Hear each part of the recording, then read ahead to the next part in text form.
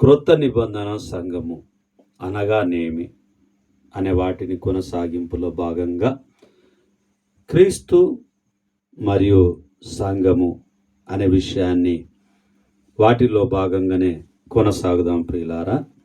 కొరింథీయులకు రాసిన మొదటి పత్రిక 12వ అధ్యాయము 28వ వచనాన్ని మనం చూసినప్పుడు, మరియు దేవుడు సంఘములో మొదట కొందరిని అపోస్తలుగాను, పిమ్మట కొందరిని ప్రవక్తలుగాను, పిమ్మట కొందరిని బోధకులుగాను, అటు పిమ్మట కొందరిని అద్భుతములు చేయువారిని గాను, తర్వాత కొందరిని స్వస్థపరచు కృపావరములు గల వారిని గాను, కొందరిని ఉపకారములు చేయువారిని గాను, కొందరిని ప్రభుత్వములు చేయువారిని గాను, కొందరిని నానా భాషలు మాట్లాడు వారిని గాను నియమించెను. దేవుని యొక్క చిత్త ప్రకారంగా ఆయన నియమాలను మరి ఈ 12వ అధ్యాయంలో 28లో క్రీస్తు ప్రభువారు ఎవరెవరిని ఏ విధంగా నియమించి ఉంటున్నాడో అపొస్తలుడైనటువంటి పౌలు గారు గుర్తు చేస్తూ ఉన్నారు. క్రొత్త నిబంధన సంఘంలో ఉన్నటువంటి ప్రాముఖ్యతను ఆయన గుర్తు చేసుకుంటూ మరి నియమించడానికి మరి లేఖనము గుర్తు చేయబడుతూ ఉన్నది. అలాగనే గలతీ పత్రికను మనం చూసినప్పుడు 5వ అధ్యాయము 22 నుంచి 23 వరకు మనం చూస్తే ఇక్కడ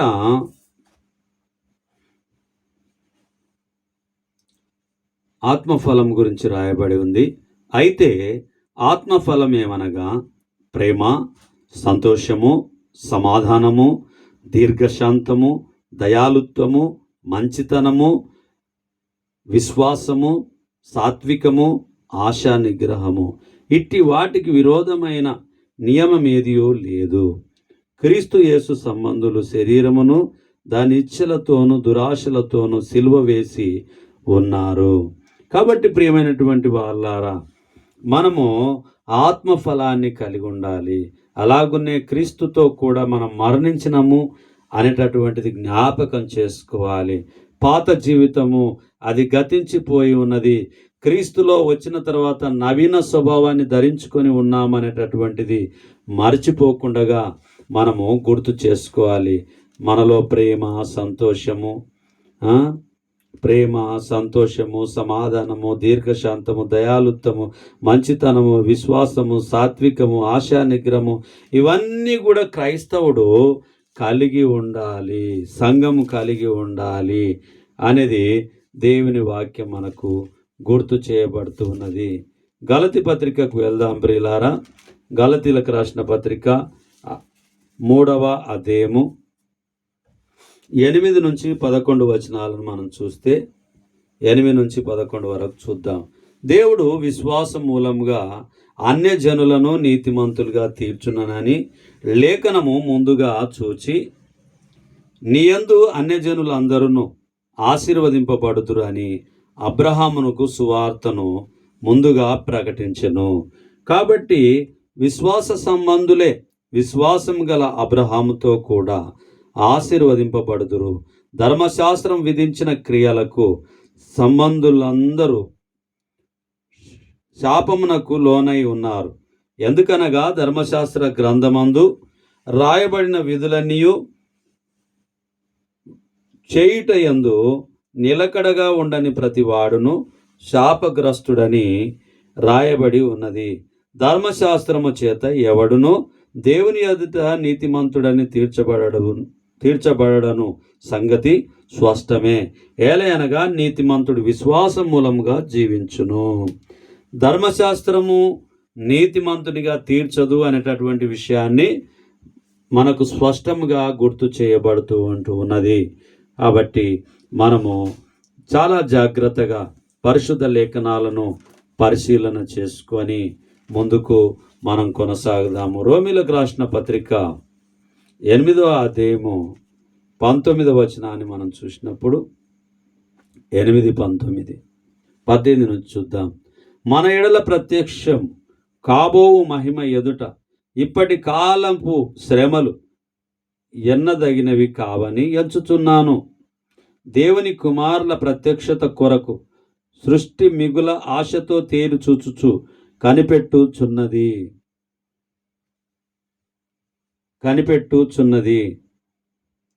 సృష్టి యావత్తు ఇదివరకు ఏకగ్రీవంగా మూలుగుచు ప్రసవ వేదన పడుచున్నదని ఎరుగుదుము.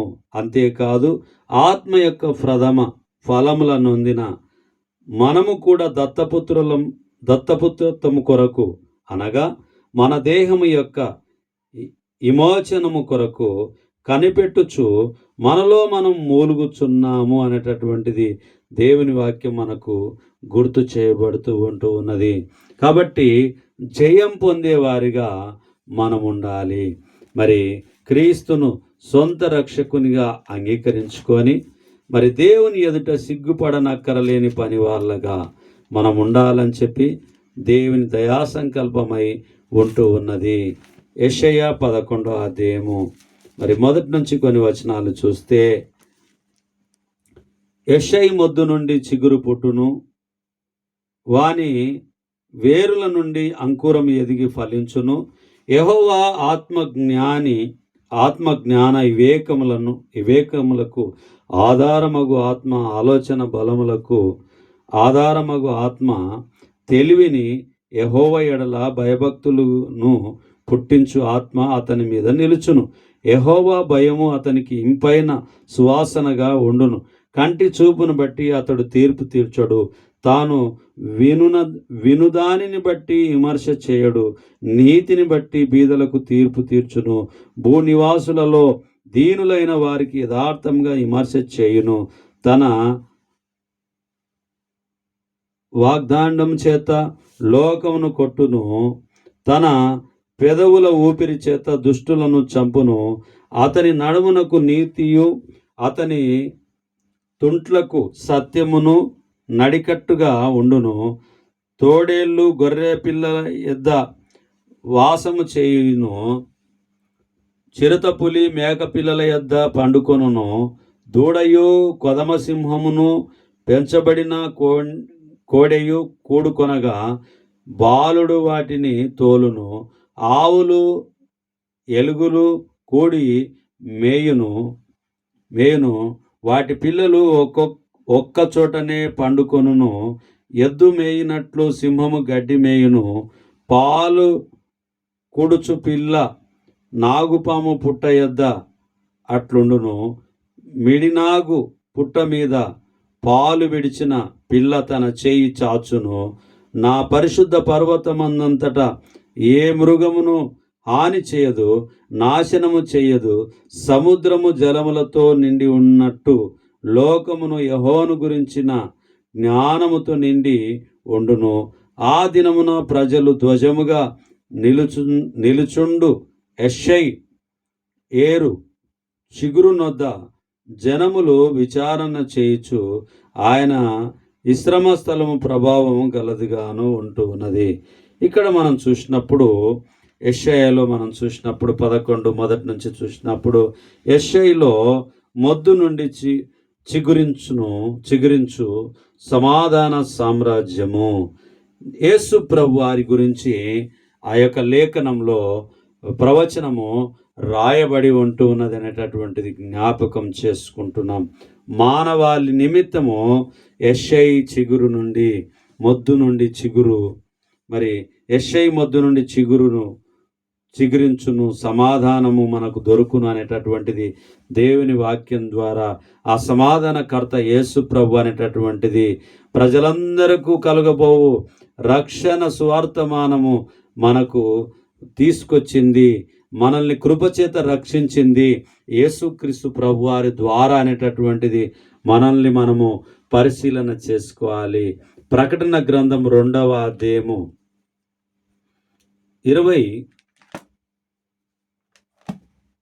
27వ వచనాన్ని మనం చూద్దాం. ప్రకటన 2వ అధ్యాయము 27వ వచనం. ప్రకటన గ్రంథము 2వ అధ్యాయము 27వ వచనాన్ని మనం చూద్దాం. 26, 27 కలుసుకొని ఉంది, చూద్దాం. నేను నా తండ్రి వలన అధికారం పొందినట్టు జయించుచు అంతం వరకు నా క్రియలు జాగ్రత్తగా చేయువానికి జనుల మీద అధికారం ఇచ్చేదను. అతడు ఎనపదండముతో వారిని ఏలును. వారు కుమ్మరవాని పాత్ర వలె పగలగొట్టబడుదురు. ఇక్కడ మనం ఆలోచన చేస్తే, నేను నా తండ్రి వలన అధికారం పొందినట్టు జయించుచు అంతం వరకు మనం ఉండాలని చెప్పి దేవుని వాక్యము గుర్తు చేయబడుతుంది. 10వ వచనంలో కూడా చూస్తే 2:10లో చూసినప్పుడు, ప్రకటన 2:10లో చూస్తే 10 దినములు మీకు శ్రమ కలుగును, మరణం వరకు నమ్మకంగా ఉంటే జీవ కిరీటాన్ని ఇస్తానని సెలవిస్తూ ఉంది.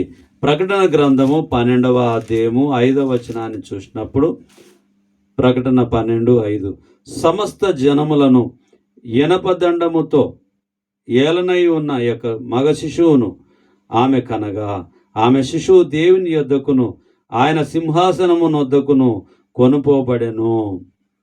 మరి ఆయన సింహాసనము కొనుపోబడెను అనేటటువంటిది దేవుని వాక్యం గుర్తు చేయబడుతూ ఉన్నది.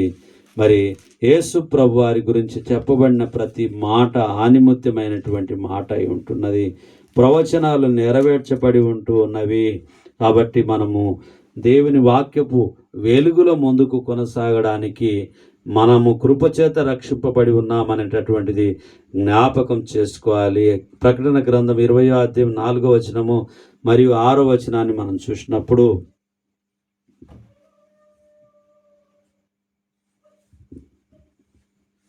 ప్రకటన గ్రంథము 20వ అధ్యాయం 4వ వచనం నుంచి చూద్దాం. అంతటా సింహాసనములను చూచి తిని వాటి మీద ఆసీనులై ఉండు వారికి విమర్శ చేయుటకు అధికారం ఇవ్వబడెను.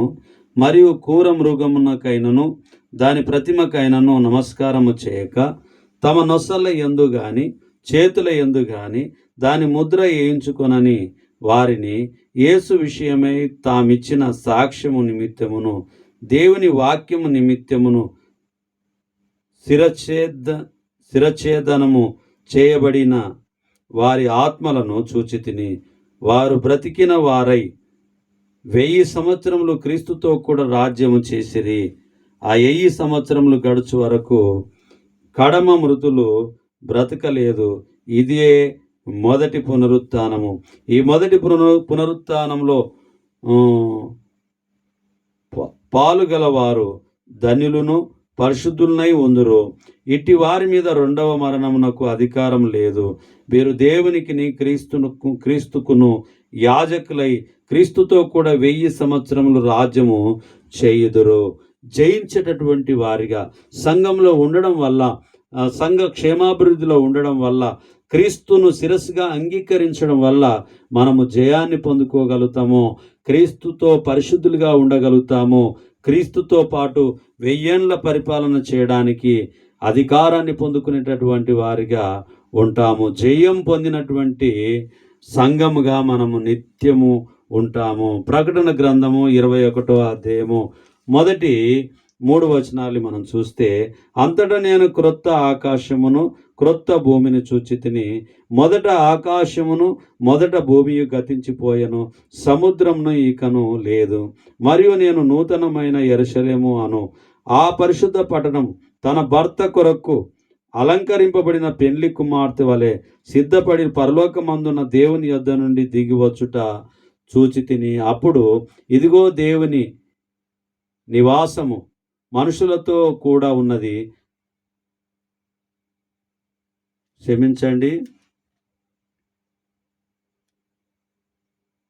నివాసం కరెక్ట్. మనుషులతో కూడా ఉన్నది. ఆయన వారితో కాపురం ఉండును. వారాయన ప్రజలై ఉందురు. దేవుడు తానే వారి దేవుడై ఉండి వారికి తోడై ఉండును. మరి దేవుడు మనకు తోడై ఉన్నాడు అనేటటువంటిది మనము జ్ఞాపకం చేసుకోవాలి. మరి వాక్యపు సత్యము, క్రొత్త నిబంధన సంఘము, క్రీస్తు సంఘము ఎందుకు ప్రాముఖ్యమై ఉన్నది అనేటటువంటిది నిన్నటి దినం నుంచి ఇప్పటి వరకు మనము వాక్యాన్ని మనం కొనసాగింపు చేస్తూ వస్తూ ఉన్నాము. మరి ఏప్రిల్కి రాసిన పత్రిక 8వ అధ్యాయము 1 నుంచి 5 వచనాలను మనం చూద్దాము. ఏప్రిల్ పత్రిక 8వ అధ్యాయము మొదటి నుంచి 5 వచనాలు మనం చూద్దాం. మేము వివరించుచున్న సంగతులలోని సారాంశం ఏదనగా, మనకు అట్టి ప్రధాన యాజకుడు ఒకడున్నాడు. ఆయన పరిశుద్ధాలయమునకు అనగా మనుషుడు కాక ప్రభువే స్థాపించిన నిజమైన గుడారమునకు పరిచారకుడై ఉండి, పరలోకమందు మహామహుని సింహాసనమును కుడిపార్శ్వమున ఆసీనుడాయను. ప్రతి ప్రధాన యాజకుడు అర్పణలను బలులను అర్పించుటకు నియమింపబడు. అందుచేత అర్పించుటకు ఈయనకు ఏమైనా ఉండుట అవశ్యము. ధర్మశాస్త్రము ప్రకారం అర్పణలు అర్పించువారున్నారు గనక ఈయన భూమి మీద ఉన్న ఎడల యాజకుడై ఉండును. భూమి మీద ఉన్న ఎడల యాజకుడై ఉండడు. మోషే గుడారము అమర్చబోయినప్పుడు కొండ మీద నీకు చూపబడిన మాదిరి చొప్పున సమస్తమును చేయుటకు జాగ్రత్త పడుము అని దేవుని చేత హెచ్చరింపబడిన ప్రకారము ఈ యాజకులు పరలోక సంబంధమగు వస్తువుల ఛాయారూపకమైన గుడారమునందు సేవ చేయుదురు. క్రీస్తు యొక్క యాజకత్వంలోని గొప్పతనం గురించి ఈ యొక్క 8వ అధ్యాయము మనకు గుర్తు చేయబడుతూ ఉన్నది. క్రీస్తు యొక్క ప్రత్యేకమైన యాజకత్వం గురించి, క్రీస్తు యాజకత్వము, క్రీస్తు ఔన్నత్యము, క్రీస్తు పరమునకు అహరోన మగుట గురించి, దేవుని సింహాసనం గురించి, ప్రత్యక్షపు గుడారం గురించి, పరలోకపు ఇల్లు గురించి, ఆలయం గురించి, మరి యాజకుల బాధ్యతల గురించి ఈ లేఖనము మనకు 8వ అధ్యాయము చాలా ప్రాముఖ్యంగా ఎబ్రీ పత్రిక మనకు పొందుపరచబడి ఉంటూ ఉన్నది.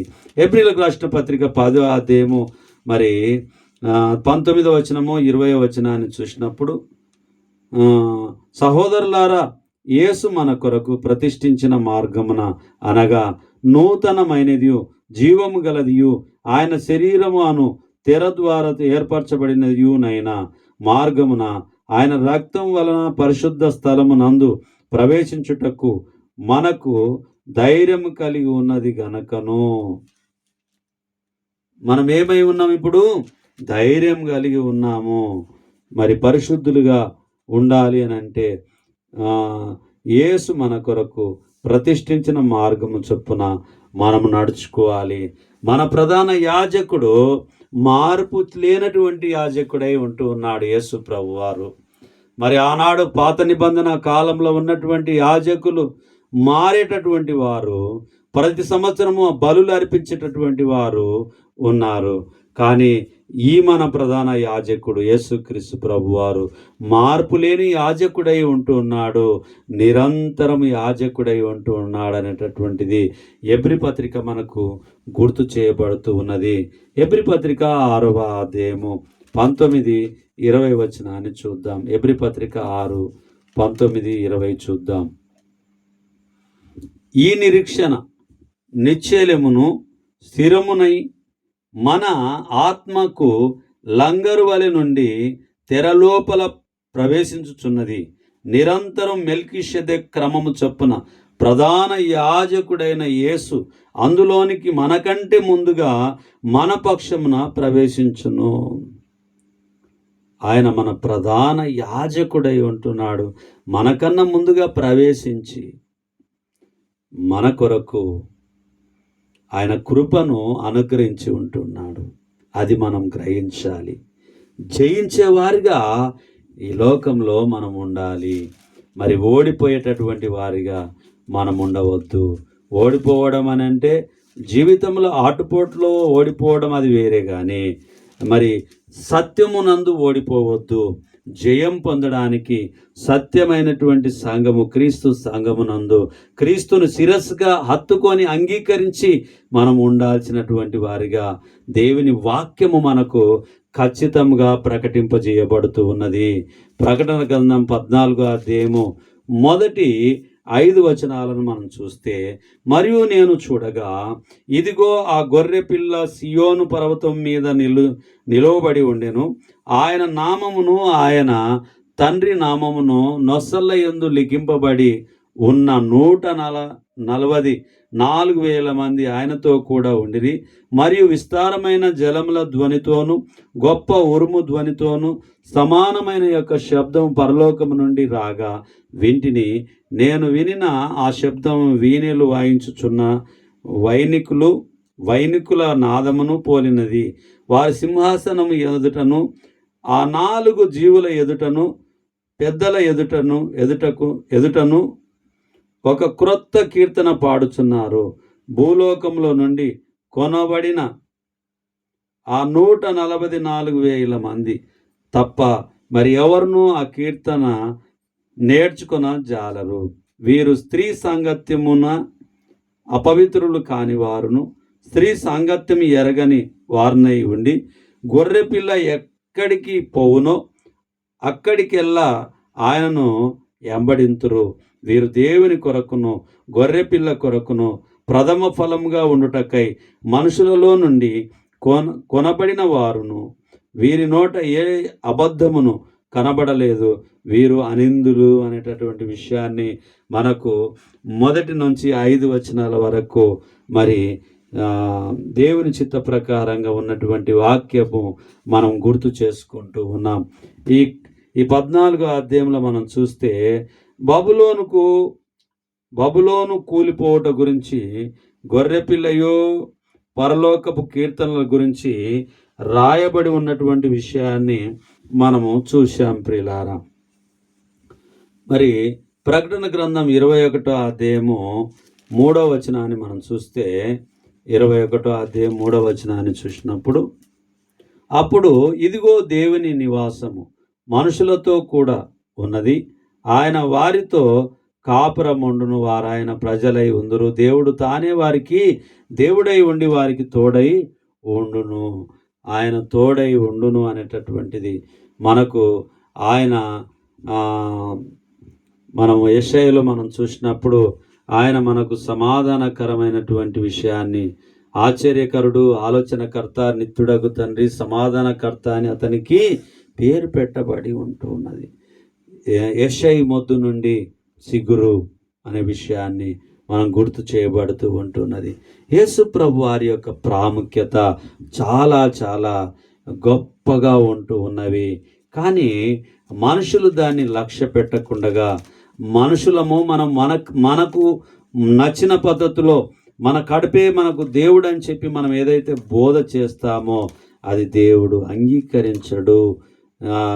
నా బోధ దేవుడు అంగీకరించడు అనేటటువంటిది నేను గ్రహించే వారిగా ఉండాలని చెప్పి దేవుని వాక్యం గుర్తు చేయబడుతుంది. మనమందరం గ్రహించే వారిగా, నాకు నేను మీకు మీరు మనమందరం కూడా గ్రహించి ముందుకు కొనసాగాలి. మత్తయి సువార్త 13వ అధ్యాయము 43వ వచనాన్ని చూసినప్పుడు 13:43, అప్పుడు నీతిమంతులు తమ తండ్రి రాజ్యంలో సూర్యుని వలె తేజరిల్లుదురు. చెవులు గలవాడు వినుగాక. నీతిమంతులు మాత్రమే అందులో ప్రవేశిస్తారు అనేటటువంటిది దేవుని వాక్యం గుర్తు చేయబడుతుంది. కాబట్టి నీతి ఒకవేళ తప్పిపోతే దయతో నేడే క్షమాపణ కోరుకొని దేవుని చిత్తాన్ని జరిగించేటటువంటి వారిగా, నీతిని అనుసరించేటటువంటి వారిగా, నీతిమంతుడైన క్రీస్తును చేరడానికి మనము ముందుకు వెళ్ళేటటువంటి వారిగా ఉండాలని చెప్పి దేవుని వాక్యం గుర్తు చేయబడుతూ ఉన్నది. తీతు పత్రిక 2వ అధ్యాయము 11 నుంచి 13 వచనం చూస్తే, ఏలయనగా సమస్త మనుషులకు రక్షణకరమైన దేవుని కృప ప్రత్యక్షమై మనము భక్తిహీనతను, ఇహలోక సంబంధమైన దురాశలను విసర్జించి శుభప్రదమైన నిరీక్షణ నిమిత్తము అనగా మహాదేవుడును మన రక్షకుడునైన యేసుక్రీస్తు మహిమ యొక్క ప్రత్యక్షత కొరకు ఎదురు చూచుచు ఈ లోకంలో స్వస్థ బుద్ధితోనూ నీతితోనూ భక్తితోనూ బ్రతుకుచుండవలెనని మనకు బోధించుచున్నది. నీతితోనూ భక్తితోనూ బ్రతుకుచుండవలెనని చెప్పి బోధించుచున్నది. కాబట్టి ఆయన సంఘములో మనముండి, ఆయన రాజ్యంలో ఉండి, ఆయన చిత్త ప్రకారంగా మనం బ్రతికి మరి ఈ లోకానుసారమైన జీవితం కాకుండా పరలోక సంబంధమైనటువంటి జీవితాన్ని మనం జీవించాల్సినటువంటి వారిగా ఉండాలి. జయించినటువంటి వారిని మరి ఆయనతో పాటు మనం ఉండగలుగుతాము. పరిశుద్ధతను, నీతిని అనుసరిస్తూ నీతిమంతుడైన క్రీస్తు మార్గంలో మనం ప్రయాణం చేయాలి. సంఘమునకు శిరస్సు క్రీస్తై ఉన్నలాగున, భార్యకు శిరస్సు భర్తై ఉన్నలాగున మనము క్రీస్తుకు లోబడి మరి ఉండాలి. సంఘము వధువు సంఘముగా వర్ణింపబడి ఉంటూ ఉన్నది. ఆయన వరునిగా ఉంటూ ఉన్నాడు. కాబట్టి మనము క్రీస్తు సంఘమునకు శిరసై ఉన్నాడు. కాబట్టి శిరస్సును అంగీకరించి హత్తుకొని జీవిద్దాం. కొత్త నిబంధన గ్రంథము అనగా, కొత్త నిబంధన సంఘము అనగానేమి అనే అంశం ద్వారా మనం నేర్చుకున్నటువంటి పాఠాలను మన జీవితంలో అవపోషణ చేసుకుంటూ సత్యమైనటువంటి మార్గంలో మనం ప్రయాణం చేస్తూ, మరియు నీవు పేతురువు ఈ బండ మీద నా సంఘమును కట్టుదును అని చెప్పి సెలవిచ్చి ఉంటున్నాడు. నైనా మరియు రోమిలకు రాసిన పత్రిక 16వ అధ్యాయం 16వ వచనం చూస్తే, క్రీస్తు సంఘములన్నీ మీకు వందనములు చెప్పుచూ ఉన్నవి. క్రీస్తు సంఘములన్నీ కూడా, ప్రపంచములో అంతా కూడా క్రీస్తు సంఘములన్నీ కూడా వందనములు చెప్పుచూ ఉంటూ ఉన్నాయి. కాబట్టి మనము సత్యానికి విధేయులమై ముందుకు కొనసాగాలి. నీతిని అనుసరించి నడుచుకునేటటువంటి ప్రియ బిడ్డలుగా, కుమారులుగా, కుమార్తెలుగా మనం ఉండాలని చెప్పి దేవుని వాక్యము గుర్తు చేస్తుంది. పవిత్రమైన ముద్దు పెట్టుకొని ఒకరినొకడు వందనములు చేయడి, క్రీస్తు సంఘములన్నీ మీకు వందనములు చెబుతున్నాయి. క్రీస్తును శిరస్సుగా అంగీకరించుకొని మరి క్రీస్తును జీవిత కాలం అంతా కూడా మనము లేఖనాల ప్రకారంగా ఈ లోకంలో సువార్తను ప్రకటిస్తూ, లేఖనముల ప్రకారంగా ఆయన చనిపోయి సమాధి చేయబడి తిరిగి లేచినటువంటి విషయాన్ని మనం ఈ లోకంలో క్రీస్తును గురించి ప్రకటిస్తూ, మరి ఇహలోక సంబంధమైనటువంటి మాలిన్యం అంటకుండగా పరలోక సంబంధమైనటువంటి జీవితాన్ని జీవించడానికి, పరిశుద్ధమైన జీవితాన్ని జీవించడానికి, నీతిమంతమైన జీవితాన్ని జీవించడానికి మనమందరము నిర్ణయం తీసుకొని దేవుని చిత్త ప్రకారంగా క్రొత్త నిబంధన సంఘమును మనము గౌరవిస్తూ హత్తుకొని, శిరస్సుకు హత్తుకొని, క్రీస్తు శిరస్సుకు హత్తుకొని శరీరముగా జీవించేటటువంటి వారిగా మనం ఉందాం. చిన్ని ప్రార్థన చేసుకుందాం. మహోన్నతుడా, మహాగణుడా, పరిశుద్ధుడా, ఈ రాత్రి కాలమందు నాయన చాలా విషయాలు క్రొత్త నిబంధన సంఘం అనగానేమి అనే అంశం ద్వారా నిన్నటి దినం నుంచి ఈరోజు వరకు చూసాం నాయన. ఒక్కటే వీడియో అయిపోగొట్టాలి అనేటటువంటి ఆలోచన నేను చేశాను, కానీ అది నాకు సాధ్యపడలేదు నాయన. మరి 4 వీడియోలుగా మరి చేయగలిగాము. అది చాలా చాలా సమయముతో కూడుకొని, అది వాటిని ఇంకా సరిగా వివరించకుండా కూడా, సరైనటువంటి ఇంకా వివరించాల్సినటువంటి ఆవశ్యకత ఉన్నప్పటికీ కూడా నాయన వాక్యము మాటను గుర్తు చేసుకుంటూ ముందుకు వెళ్ళగా 4 వీడియోలు నాయన క్రొత్త నిబంధన సంఘం అనగానేమి, వాటి ప్రాముఖ్యత, క్రీస్తు సంఘమునకు శిరసై ఉన్నాడనేటటువంటి విషయాన్ని, వాటి ప్రాముఖ్యతను మేము చూడగలిగాం నాయన. మీకు వందనాలు చెల్లించుకుంటున్నా. ఈ రాత్రి కాలమందు వాక్యాన్ని వీక్షిస్తున్న మా ప్రియులందరినీ దీవించి ఆశీర్వదించమని, పరిచర్య నిమిత్తం సహాయపడుతున్న మా ప్రియులు దీన్ దయాళ్ గారి కుటుంబాన్ని నాయన, వారి పరిచర్యను మీరు జ్ఞాపకం చేసుకొని నాయన, మా నిమిత్తము మీ కుమారుని పడ్డటువంటి శ్రమలలో జ్ఞాపకం చేసుకొని, కృపచేత మాత్రమే మేము రక్షింపబడి ఉన్నామని గమనించి మమ్మల్ని మేము తగ్గించుకొని మీ నామాన్ని హెచ్చిస్తూ మహిమపరుస్తూ ముందుకు కొనసాగడానికి, మరణం వరకు నమ్మకంగా ఉండడానికి సహాయం చేయమని ఈ మనవులు మీ కుమారుడు మా ప్రాణరక్షకుడు నజరేయుడైన యేసు నామములో ప్రార్థించుచున్నాము తండ్రి. ఆమేన్, ఆమేన్. అందరికి ప్రభు నామమున వందనాలు.